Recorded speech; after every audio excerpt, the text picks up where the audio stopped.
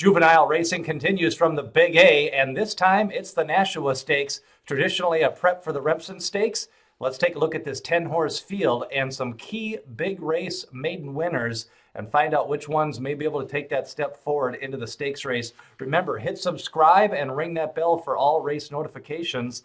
Spycraft was one of the more impressive maiden winners at the Belmont Fall meet. He came out for Godolphin and picked up a nice 3-length win. He was not favored that day and drew off in the stretch looking like a good one. I really like the speed figure and I like the overall look on this horse, as I think he'll stretch out to the mile distance, especially in his second lifetime race. Americanus picked up a victory for Mark Henning in his debut. He should move forward. He's by Warfront, and we're starting to see some more of those Warfronts take to the dirt here the last couple of years, as they seem to be getting different type of mares, and we've just seen more of them being able to race on the dirt. The first few years it was all turf, so Americanus is definitely one you have to consider.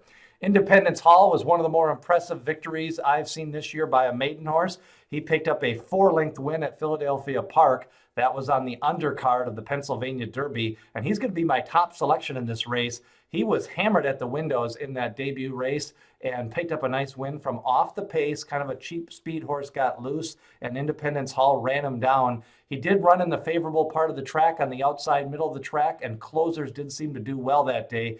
But I thought he was well meant and really just warmed up really well.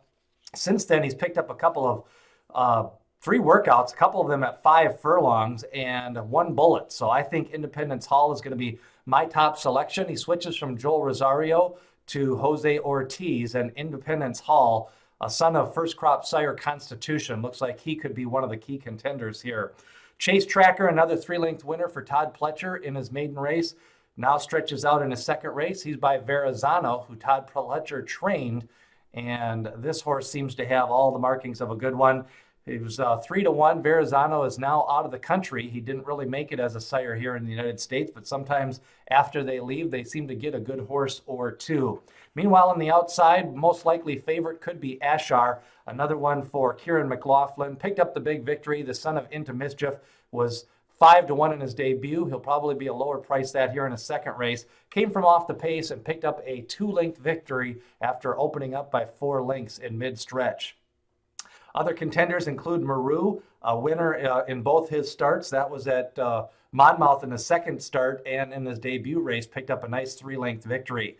So those are 5 of the big contenders here for the Nashua Stakes at the Big A. Who do you like in the Nashua Stakes? Ashaar probably going to be favored. I'm going with Independence Hall, but I also think Spycraft and Chase Tracker are worth a long look, as I think there's some nice looking horses in this Nashua Stakes that could move on to the Remsen Stakes at the Aqueduct later on in November.